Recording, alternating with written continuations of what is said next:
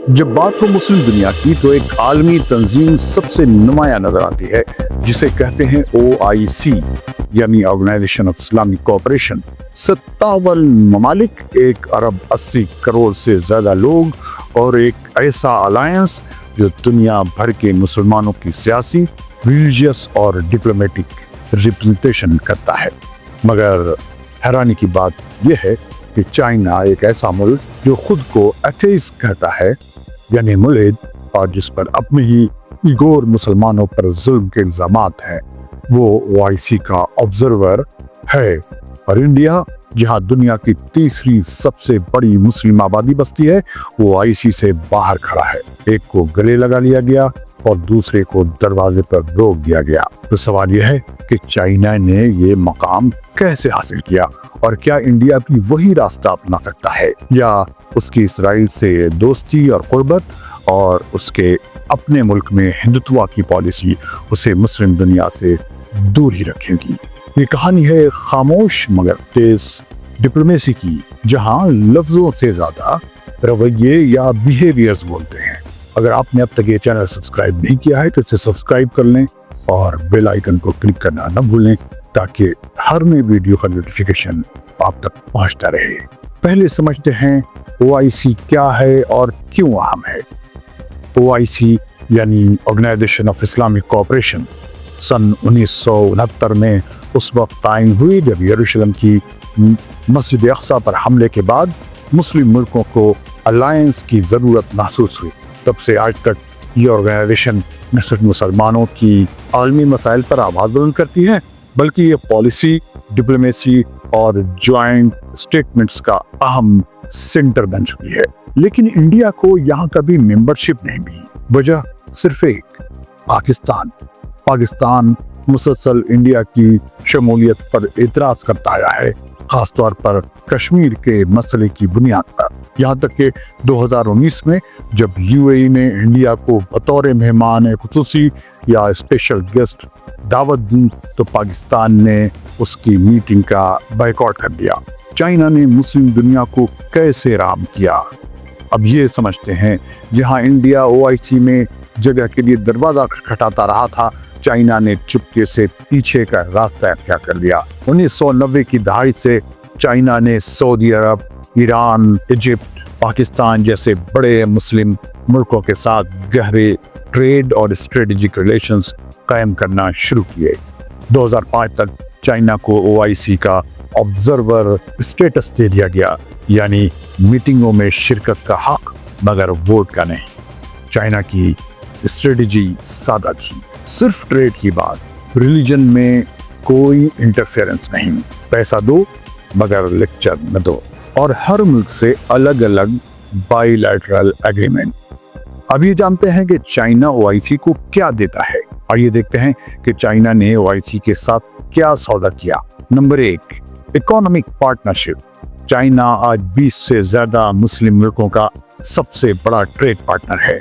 Belt and road initiative के तहत पाकिस्तान में ग्वादर पोर्ट, ईरान में रेलवे, नाइजीरिया में ऑयल रिफाइनरी, इजिप्ट में स्मार्ट सिटीज, सब चाइना के प्रोजेक्ट हैं। नंबर 2, टेक्नोलॉजी और सिक्योरिटी। चाइना फराहम कर रहा है 5G networks, AI surveillance system, सब आर्म्स ट्रेनिंग और anti terror cooperation. Number 3, political support. China west की तरफ से OIC मुल्कों पर होने वाली तनकीद को रोकने में उनकी मदद करता है और बदले में ये मुल्क यूनाइटेड नेशन में चाइना की पॉलिसियों की हिमायत करते हैं, खासतौर पर सिंजियांग पर। 2019 में 50 से ज़्यादा OIC मुल्कों ने यूनाइटेड नेशन में चाइना की इगोर पॉलिसीज की तारीफ की।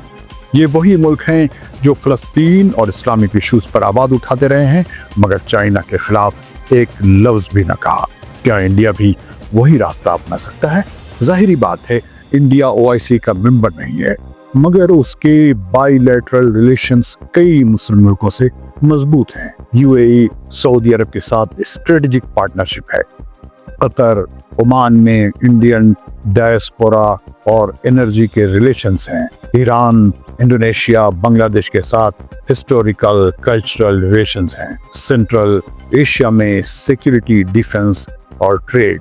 इंडिया के पास ताकत है कि वो चाइना की तर्ज पर एक सॉफ्ट डिप्लोमेसी कैंपेन शुरू करे, मगर मसला वहां आता है जहां पॉलिटिक्स, रिलीजन और उसके असरात आपस में उलझ जाते हैं। मसला इसराइल का है और अंदरूनी कंट्राडिक्शंस का।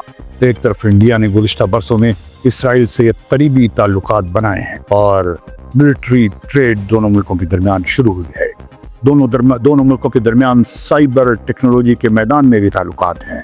खुफिया मालूमात का तबादला यानी इंटेलिजेंस शेयरिंग होती है और मोदी नेतन्याहू की खुली दोस्ती, ये सब एलिमेंट्स हैं जो भारत और इसराइल के दरमियान ताल्लुकात में बड़ा अहम रोल अदा करते हैं। और ओआईसी के कई मुल्क, खासतौर पर ईरान, मलेशिया, अलजायर, पाकिस्तान अब भी इसराइल को दुश्मन मानते हैं। जब इंडिया फ़लस्तीन पर इसराइली हमलों पर चुप रहता है या यूनाइटेड नेशन में वोट से परहेज करता है तो ओआईसी में शकूक बढ़ते हैं। और फिर दूसरी तरफ मुल्क के अंदर हिंदुत्व का शोर एक और बड़ी रुकावट है जो इंडिया की डिप्लोमेसी को सबोटाज करती है, और वो है अंदरूनी नफरत का नैरेटिव। इंडिया में hard liner Hindutva groups social media से लेकर पार्लियामेंट तक मुसलमानों के खिलाफ जहर उगलते हैं। मस्जिदों को निशाना बनाया जाता है, उर्दू और इस्लामिक हेरिटेज का मजाक बनाया जाता है। सूफीज़म, दरगाहें, इस्लामी लिबास, सब पर हमले होते हैं। ये सिर्फ इंटरनल पॉलिटिक्स नहीं बल्कि इंटरनेशनल पॉलिटिक्स को भी इससे नुकसान होता है। ओआईसी मुल्क ये सब देखते हैं और सवाल करते हैं, अगर इंडिया अपने ही मुसलमानों को इज्जत नहीं दे सकता तो मुस्लिम दुनिया की लीडरशिप कैसे करेगा। ये इंडिया की सबसे बड़ी डिप्लोमेटिक कमजोरी है, एक ऐसा जख्म जो इंडिया खुद लगा रहा है। क्या इंडिया बैलेंस कायम कर सकता है? इंडिया को न इसराइल छोड़ने की ज़रूरत है न मुस्लिम दुनिया से दूर रहने की, मगर उसे बैलेंस पैदा करना होगा। फ़लस्तीनी स्टेट के हक में मौक़िफ़ अपना रिस्टोर करना होगा। फ़लस्तीनी अथॉरिटी से ताल्लुकात मजबूत करने होंगे। ओआईसी मुल्कों के साथ हेल्थ, एजुकेशन और कल्चरल पार्टनरशिप डेवलप करनी होगी और अपने इस्लामिक हेरिटेज को फ़ख्र से दुनिया के सामने रखना होगा। अजमेर, दिल्ली, हिंदवी इस्लामिक आर्किटेक्चर, उर्दू, कव्वाली, सब नतीजा दो रास्ते, दो पॉसिबिलिटीज। चाइना ने खामोशी, इकोनॉमी और नॉन इंटरफेरेंस की पॉलिसी से ओआईसी का ट्रस्ट जीता। इंडिया को चाहिए कि वो नरम लहजे, ट्रस्ट और ज़हीन डिप्लोमेसी से अपना रास्ता बनाए। दुनिया बदल रही है और इस बदलती दुनिया में वही मुल्क मुस्लिम दुनिया के साथ खड़ा हो सकेगा जो सिर्फ सौदे न करे बल्कि इज्जत भी दे।